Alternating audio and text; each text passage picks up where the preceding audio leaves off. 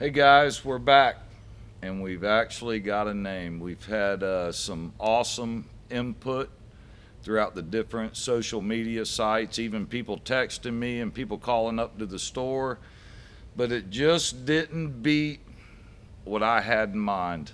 I got a little bit of help from Tulu or Ed. That's another story. We're gonna have some good stuff tonight. We got the original Tulu or Ed. But we got the name. It's Tales from the Dark Side. T.A. Mahoney Company's Tales from the Dark Side. Butler Boyd is our attorney. None of this is an omission of guilt. This is all a fun time. We've all had a pretty rough year, and I'll tell you something. I don't care what's going on. I can be serious, but most of the time, I'm gonna have a good time. I fished this week a little bit. We caught tuna. We did trolling. The guy didn't really think it was just me and one other guy. And when there's only one guy on the boat, what happens, Ed? He's gonna take the abuse, isn't he? Oh, yeah. So tonight I got Tulu Ed, a great friend. I've known him 20, 25 years. I actually didn't remember the first time we met. My buddy Ed did. One of the reasons why I'm doing this podcast and the YouTube channel is just to let people know who some of my friends are that kind of help create the monster. Which, when I say that, I mean just the way I like to fish. And usually, you don't pick a person by any type of race or any type of how much money they got or how much they don't have or what kind of boat they have. It's more or less the passion. When I started fishing, really hard for like big snook way back, I fished out of a truck. I was off land. I was able to catch super big fish. Mary Pier was one of the best places to catch. I've caught grouper there. I've caught big snook there. I've cast netted snook there. But Not this you. this is not an omission of guilt, like I said. But Ed, why don't you tell us about the first time you met me?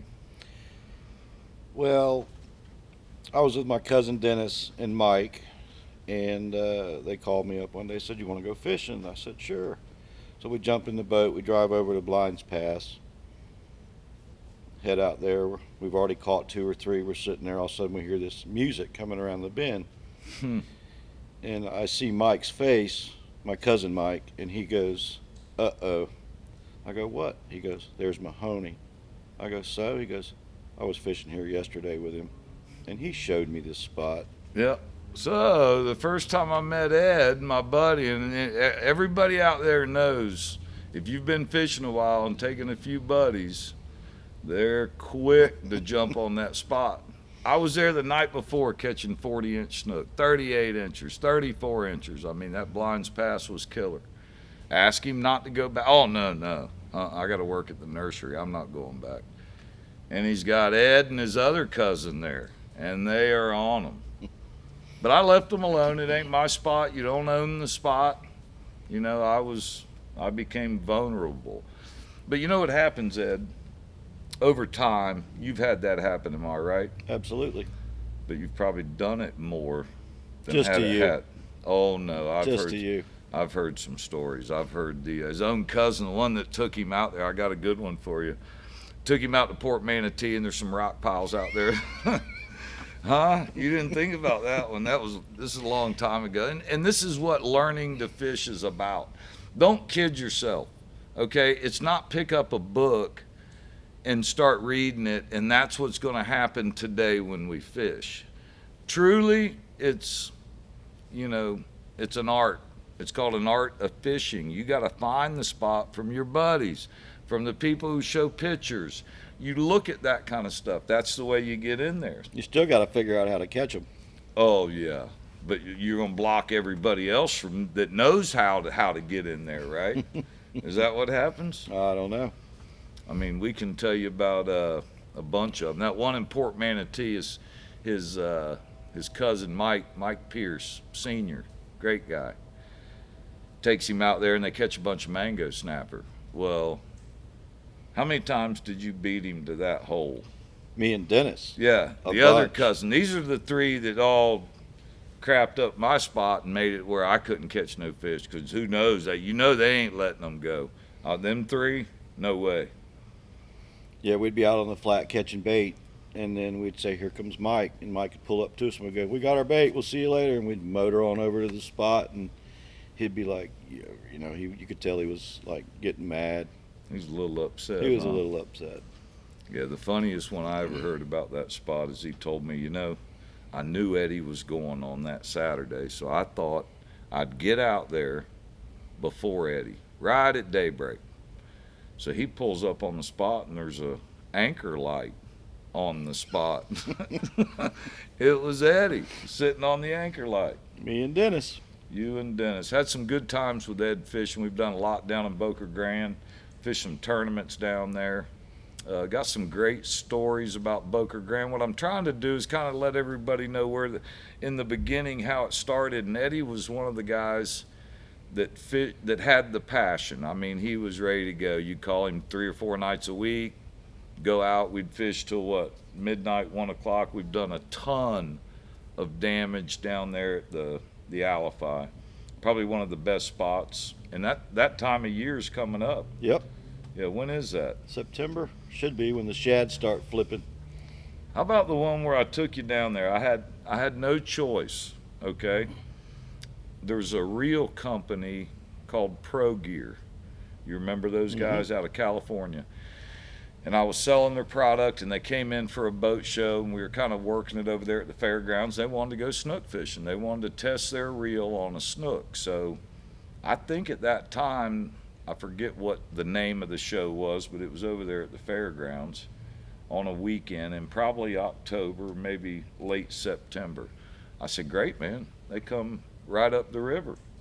So my boat wasn't working or something, so I had to call Eddie, which I knew was a mistake by giving him this snook hole that he didn't know anything about, and he drove past it every day. So what happens at the Alify is the shad, since they've stopped the purseines in Tampa Bay, the shad come up the rivers, Palm River, Hillsborough River, and you can hear them kind of fluttering when they flip out there. That's how you know the shad's there.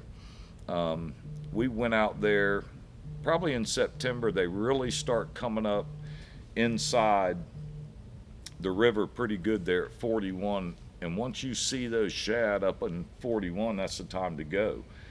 So I take Eddie there and these guys from Pro Gear. We put live bait on, big, got to be a pound shad or huge, like that big at least. Big 10-inch shad. Drop it down with grouper rods, and we'd catch 38, 40 inchers. I mean, could you keep them back then? I think so. I think one.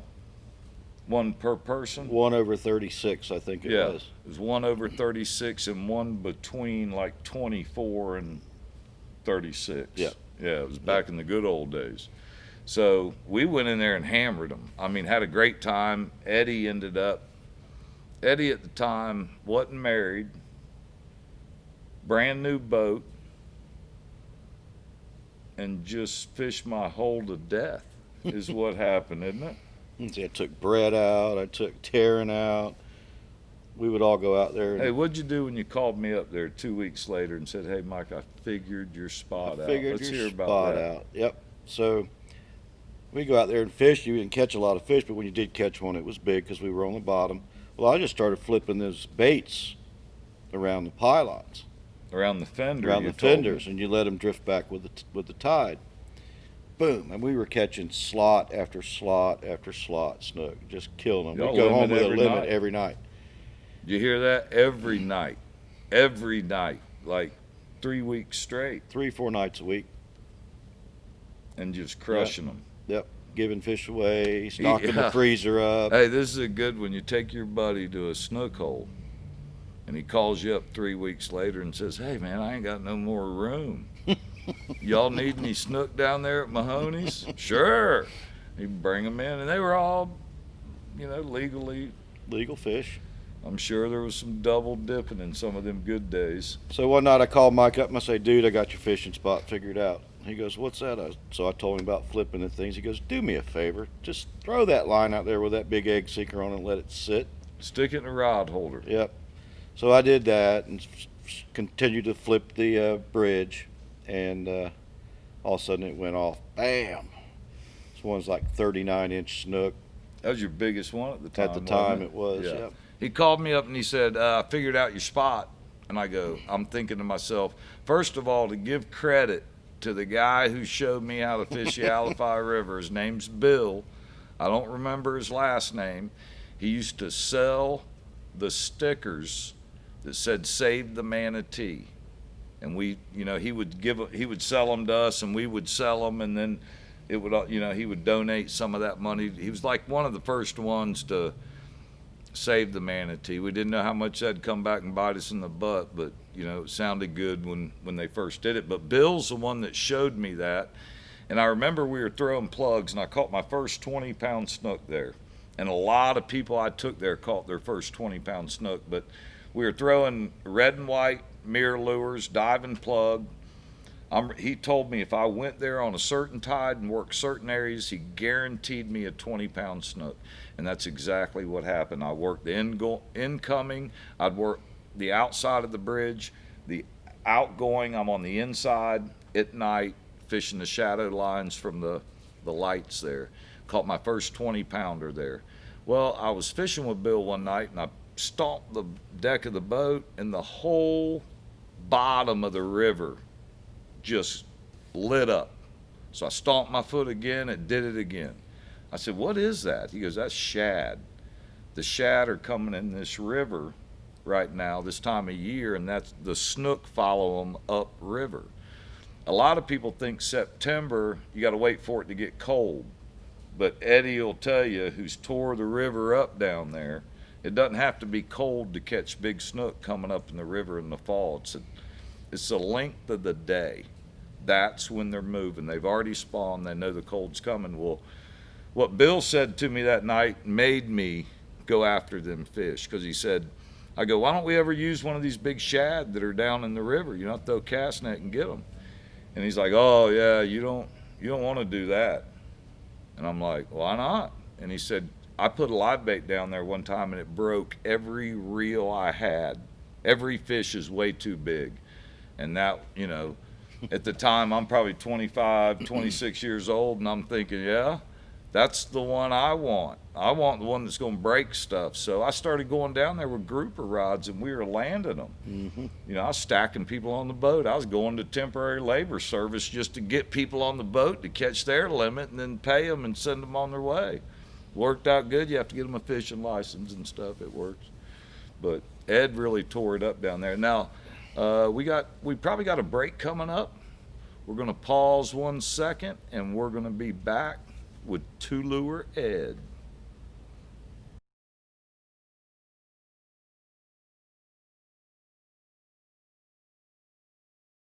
We're back.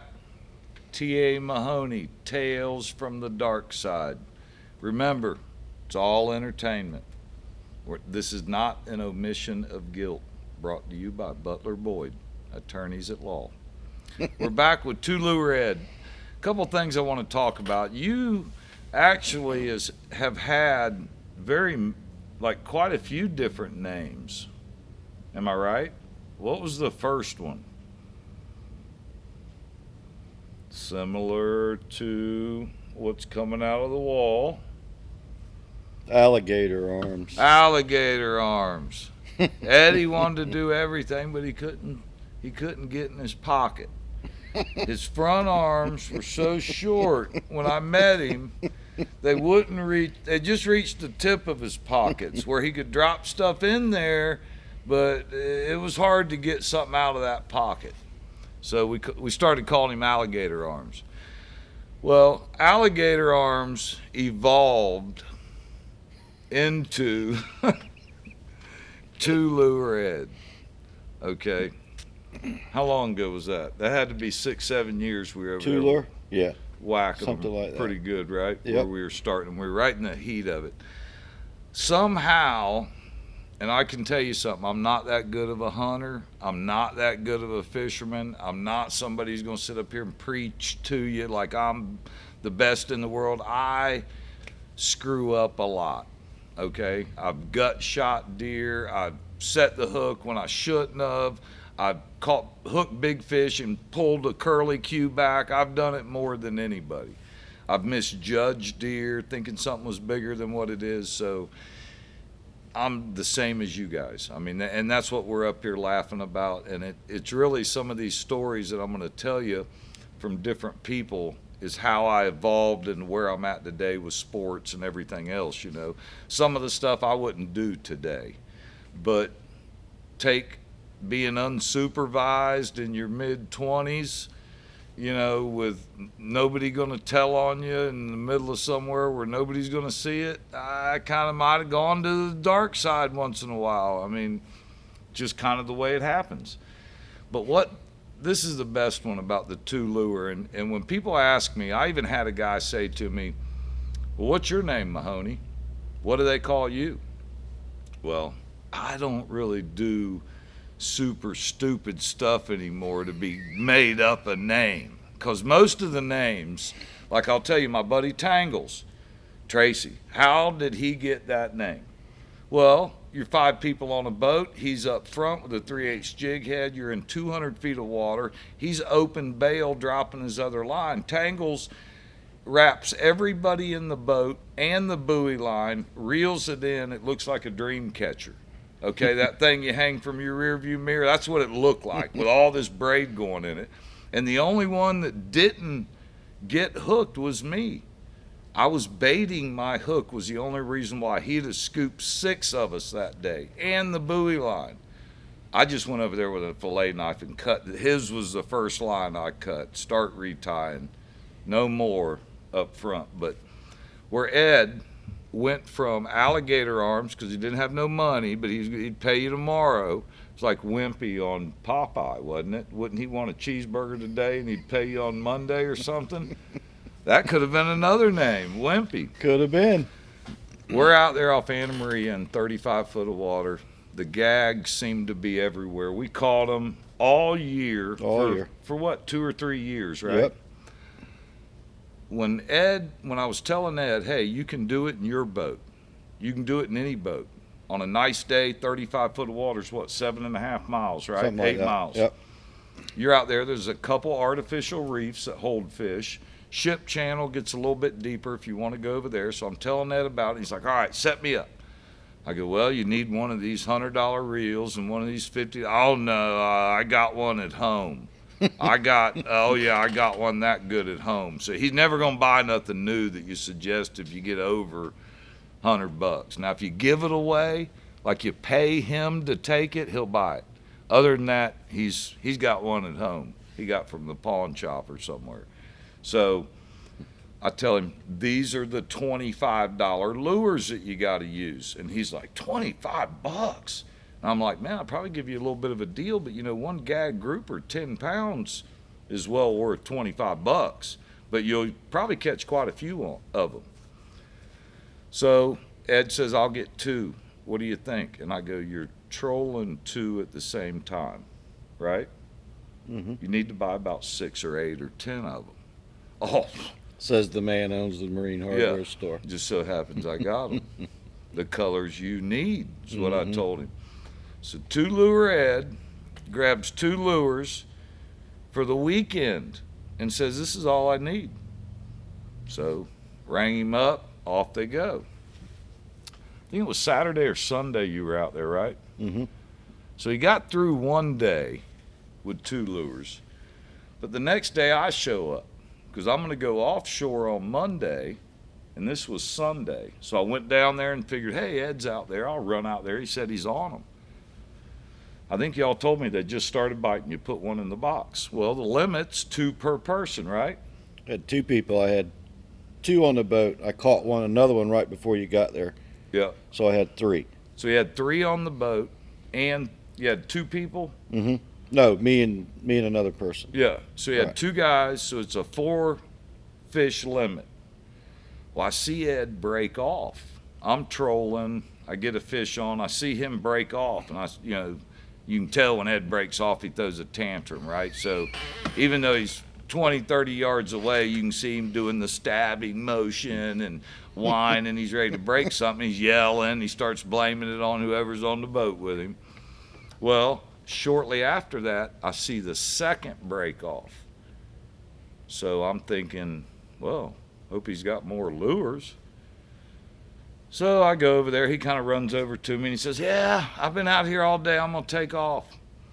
I said, how many did y'all get? He said, we got 3. I said, well, what happened to your lure? Oh, I broke off, but I'm ready to go home. Now, Ed, never, when the fish are biting, is he going home if he hadn't hit a limit. I promise you. I've been with him. He'll fish all day. Passion. That's what we've been talking about. He will fish all day. So I asked him, hey, was that your last lure? No, I broke off. I'm going home. Okay, here comes Monday. Monday, I fish offshore. Tuesday, gets to be about Thursday that week, right? Think so. Used to live down the street. He'd run down to the river. Comes in, looking around, looks like a bobblehead. An Ed bobblehead when he walks through the front door. You know what he's looking for? He's looking for Mike. Because he wants to get something and he doesn't want Mike to see what he's getting. Huh? So Ed put 6 lures on the counter. And we had a bet going on here at work because I think some other people were out there with us and they were like, why'd Ed leave? Ed left in the middle of the bite and didn't have a limit. Jared was out there, Jared Franks. And he was out there trying to catch them. So we found out that day. I walked up behind him. It hit me like a ton of bricks. 2 lure Ed. And that's where he got the name. Now he's bucket full of lures Ed. 2 of them. Right? 2 of them. 2 bucketfuls. You still troll for him? Haven't in a while. Yeah, y'all didn't last year at all? You weren't catching them as much. You know, you got September coming up, and I talked about snook earlier and how they come up in the rivers in September, and groupers the same way. All that trolling. If you remember, I think one of the masters at trolling the bay for groupers, Vance Tice. And I'll be honest with you, he has not kept that a secret.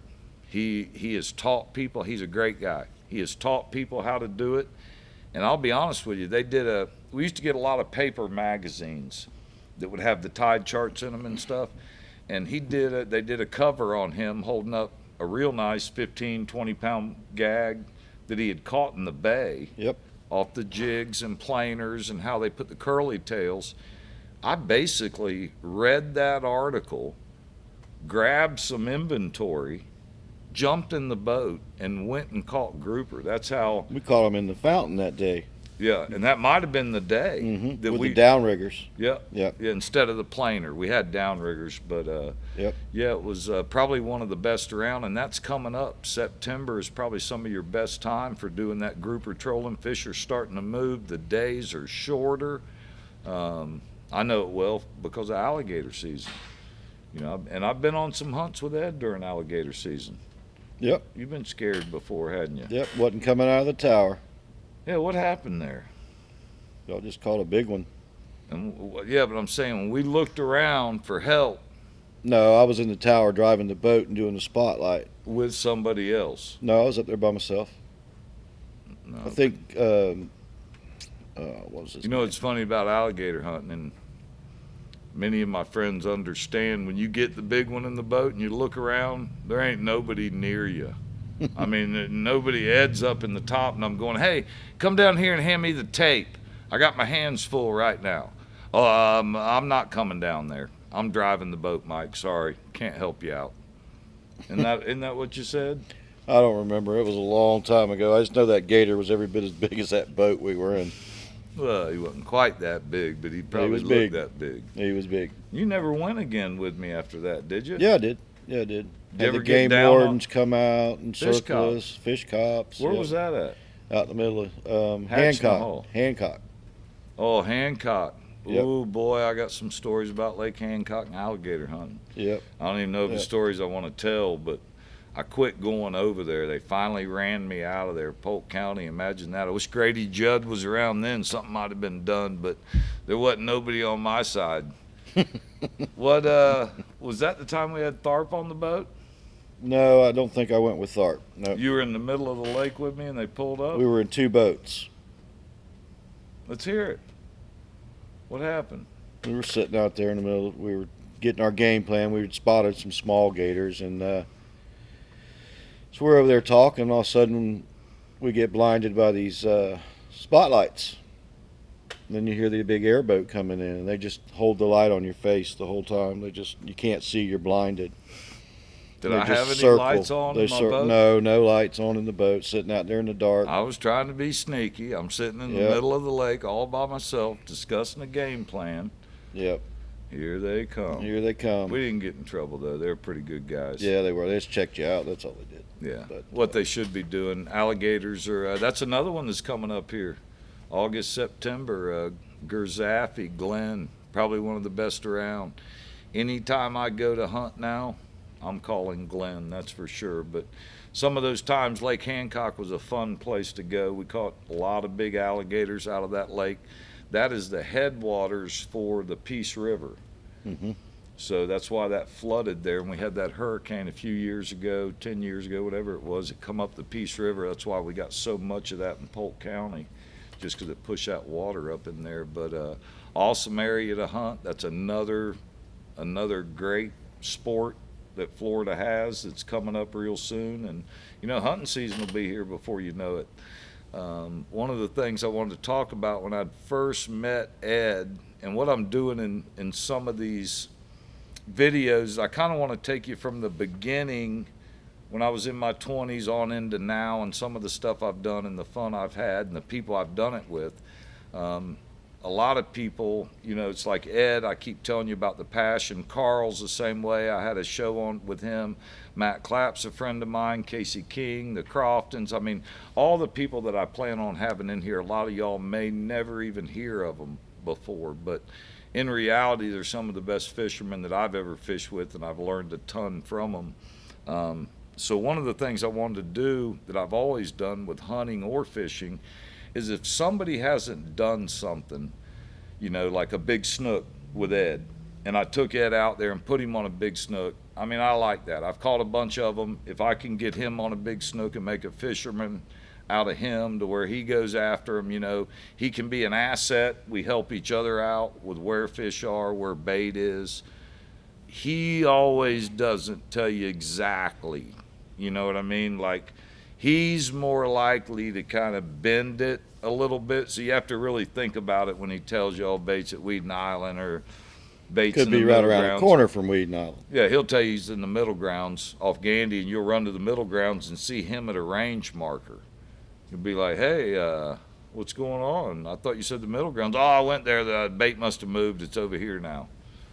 That's kind of, so you got to know your people, exactly what they're doing. But I decided years ago I was going to take Eddie up hunting. You never really killed anything. You'd killed a big one In Kentucky. and it was kind of a quick Yeah. deal where you were going down a fire cut and this thing came out, you threw up and shoot, and you killed him. It Yep. was all went together for you, and really a nice deer. It was a good deer. I've seen plenty of pictures of it, saw the mount. But since then, Eddie hadn't killed a lot, so I'd leased some property up in Buena Vista, Georgia, and it was quite a bit of property. I think a couple thousand acres me and another guy had. And I invited Eddie up, but I said, I'm kind of into deer management. I don't just shoot whatever comes out. I said, we're going to shoot does. You want to shoot does. I want you to make sure that if a doe's out that you're going to shoot it with 2 young. So it's going to have 2 young ones with the big doe before you shoot it. And this is where that place was what, 6.5 hours? Yep. Right around Butler. Yeah, 6.5 hours into Georgia. Great piece of property, just us out there. And for 6.5 hours, I was trying to teach Eddie how to manage deer, And of course, when you start learning different things, sometimes you think you know more than you do. And I'll be honest with you, all the management that I've learned from biologists or anybody else reading books and all that other stuff, most of the education I've gotten from deer are from sitting in the woods and making mistakes, hearing Absolutely. it from other people. You know what I mean? So I told Eddie, don't shoot at a running deer. Why? You don't know if you're going to hit him. It's a Hail Mary. you want to make sure you identify the biggest thing, right, Eddie? Identify what you're shooting. This is day one hunting trip with Ed. This is my buddy. So I drop him off, tell him I got him in the best stand. The stand I think is going to have the best in it. I don't even think I was up in my stand yet. Boom, boom, boom. I think it was like 4 or 5 shots. It was like war zone. It was like, oh my gosh, I started to be concerned about my buddy. Boom, boom, boom, boom. I'm thinking, well, I better go over there because it sounds like we got about 5 deer down, right? So I get over to Eddie, and he's already shaking his head, like with it down. And I go, Eddie, what are you doing? Oh, man, you're going to be mad. And Yep. I said, I'm going to be mad. I'm not going to be mad. You did what I told you to do, right? You didn't shoot a running deer. You identified it. You did all this before you shot, right? Well, what happened? Deer was running, Why was it running? chasing another deer, I guess. It was Big Sloppy coming through the woods eating candy bars is why he took off running. Go ahead. I was already in You my were stand. walking to the stand. No, I was in the stand. Okay, so you're in the stand Yep. eating candy bars. No, What were you doing? Just looking at waiting deer? for the deer to come. Okay, and it was instant. Instant. How many deer come out? 4, I think it was. All right. And what? Keep tell in us mind, this was a long time ago. Well, yeah, and especially when you've done told a story, so you ain't going to remember 'Cause exactly what you told me. we know we never let the truth get in the way of a good story. That's right. That's right. Right. So go ahead. 4 deer come out. 4 deer come out. All of a sudden they start running. So I'm like, man, that's a nice buck. So I go shooting. Well, apparently I missed the buck, the big buck, and the little buck was behind it or beside it. And all I know is I ended up with that little, what was he, a 6-point? If that. If that. Now let me tell you what A very young 6-point. Let me tell you what I remember of this story. Okay, with Mahoney's these 5 pointing shots. the bullet hole out and trying to decipher my story. So, and no, how I'm- can you shoot him from this angle if the bullet's over here? So, Hey, I've Detective Mike over Yeah. here. Okay, so I just want to know the truth, right? And I know people out there got buddies like this that really what happens, and I'll tell you what happens. You get so jumbled up. You get so amped. It's like when you see a big fish. If you don't hunt, but you fish, if you see a cobia on the flat and you're getting closer to it and you're not in casting distance yet, that feeling that you're just like, oh, here he comes, a little bit closer, and then boom, you get him. You throw over him, you bring it back. That's kind of like deer hunting. Once you know you're going to shoot something, you're pumped. I'm telling you, your heart's going 100 miles an hour. Absolutely. So I hear boom, boom, boom, boom, boom. It's like kind of delayed. So Now we're adding shots to the story. But So I it's go, okay. Eddie, what happened? Well, the deer come out over here. And I shot the doe, and they took off running. You shot 2 deer that day. Yep. Yeah, see, you just told the story and said you shot a little buck. There was a little buck. But there was a doe. I forgot about the He didn't doe. even know what he was shooting. That's the point. Okay? Deer were going everywhere on this field after the first shot, and he's blazing. I mean, he's burning it up. Every shot he can get off. So he tells me they come out over here. They go across. He shoots one. They run. He shoots the other one. They spin around. They go back this way. He shoots another one. So I go over there, and there's like a basket rack. And I'm thinking, I thought you shot a big one. Now, he kind of, I think, dirtied the story up a little bit and said everybody can say it's hilarious to even hear it. Oh, there was a big buck there With it. that nobody's ever seen before and nobody ever shot. I didn't shoot it, but I shot, and in between me shooting and seeing him in the scope, it went from big buck to baby buck. Ground shrinkage. That's what happened. There was never a big buck. Eddie just hadn't seen too many of them. So now I start thinking, shoot, he probably shot a button buck. He was blazing barrels. He already told him. He's like, you think he was really managing. If you could have heard the shots, there wasn't no management there. I mean, he was letting them eat. I don't even know if he saw what he was shooting, just movement. So I go walking completely opposite way, right? I got a little bit of smarts to me. I'm thinking, well, if somebody shot something they shouldn't have and don't want to tell me, they're going to throw it somewhere, put it over the fence, which I don't think Eddie would do that. But I didn't know because he was telling me he shot the deer when it was walking this way, but the exit wound was on that side. I simply asked him, was the deer moonwalking when you saw him? Because I understand he was going that way, but that is an exit wound. That's not an entrance wound. A lot bigger. There's a huge difference in them. So he never did come clean with me about that, and I never did find another deer, but we definitely got those two. And I can tell you what, man, from that time to today, he's a huge asset at the hunting camp. You know, he's in the woods. He's got cameras. We're communicating back and forth. We both have a whole new outlook on. Well, you left out the good part because the next day we went to the ranch.